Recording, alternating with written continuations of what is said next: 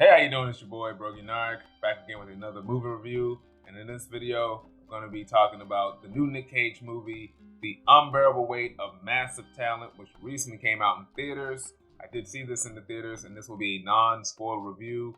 I'm going to tell you the good, the bad, and give you a suggestion on should you check this movie out.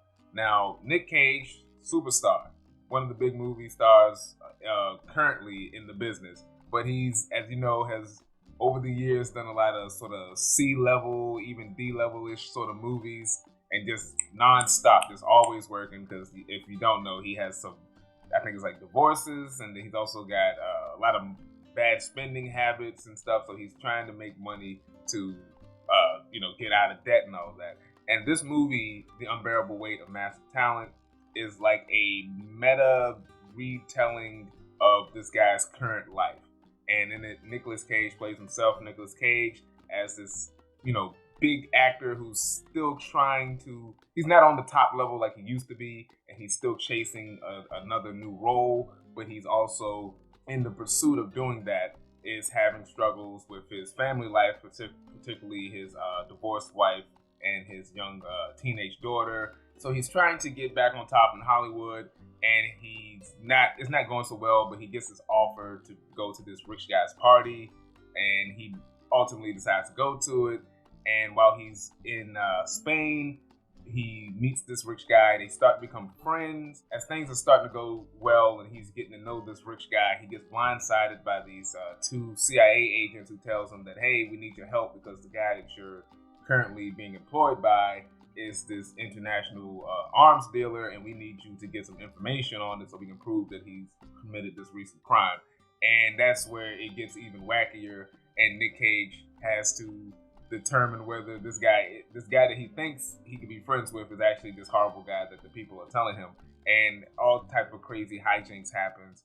And that's basically the synopsis of this film. But I will say this movie is marketed as a comedy, and it is a comedy, but it's not like a super funny, gut-bursting comedy. I will put that out there right now. There are some funny moments, but the majority of this film is more of a drama, like a lighthearted drama, and it's this character piece about this version of Nick Cage dealing with him being famous, but also him dealing with like his career right now, and should he continue it, and what's the point of being a movie star? Should he be more of a movie star, or should he be more of an actor? An actor's actor? Should he age gracefully, or should he still try to be the big movie star? And then there's some wacky hijinks that happens, and it's fine. And then towards the end, it kind of goes from like a comedy drama into sort of a Nick Cage action movie. And I think that stuff was some of the better stuff. Do not go into this movie thinking it's going to be a gut-busting comedy, because it's really not. Nick Cage does a lot of the heavy lifting throughout this movie. He's the main character playing Nick Cage. And also there is Pedro Pascal as Javi Gutierrez, who is the rich guy that invites him over to Spain for his birthday party. And their chemistry is great. Pedro Pascal is a great actor. The more I see him, I'm like, man, this guy, is there nothing this guy can't do? And his chemistry with Nick Cage is hilarious. They're bonding. His awkwardness around Nick Cage, because he's like this Nick Cage super fan, and he's just happy to have him around him. And the movie, like the good portion of the movie, is just them kind of getting to know each other. And then once the CIA agents come in, played by Tiffany Haddish and Ike Barinholtz, they interject a little bit more of the humor, but don't expect this movie to be super focused on like sort of the super spy angle. Is there, but it's not the main big crux of the movie. They don't go too overboard with it. But like I said, it does towards the end turn into like a Nick Cage sort of action movie, which I did appreciate, because the humor was fine. When they got to the humor with the action, I think that's when the movie really started to shine and hit on all cylinders.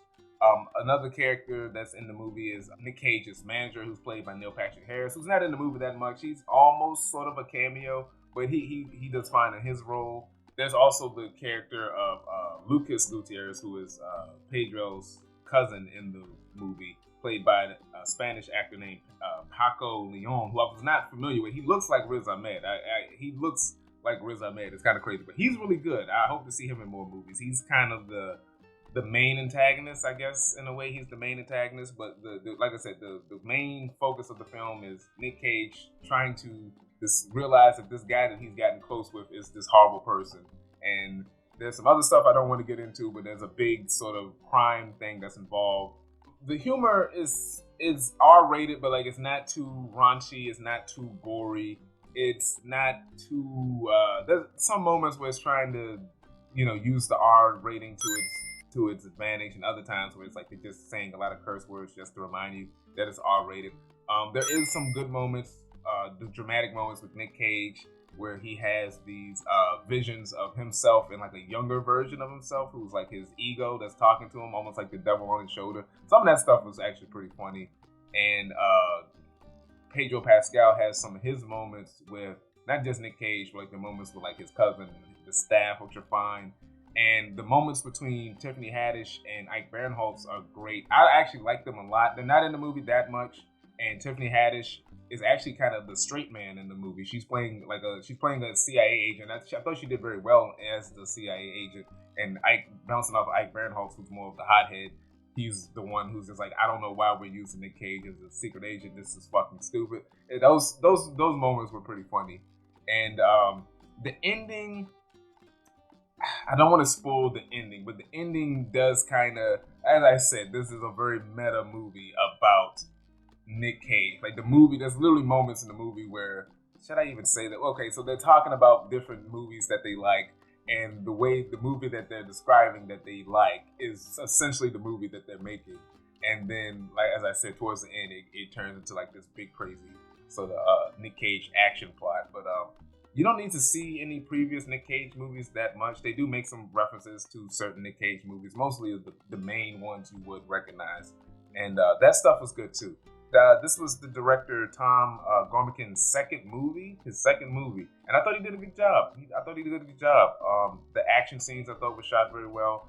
The comedy was paced pretty well. Like I said, it does drag a bit, where it's not trying to make you laugh, rapid fire, but the jokes are spaced out, and I think they could have either injected a little more humor or shortened it just a little bit, so everything was firing. Because there are some slow moments that are kind of okay, but not like, it's fine. Don't go into this expecting like the next Superbad or the next 21 Jump Street. Although it does have, like I said, some wild moments, but it doesn't get too crazy.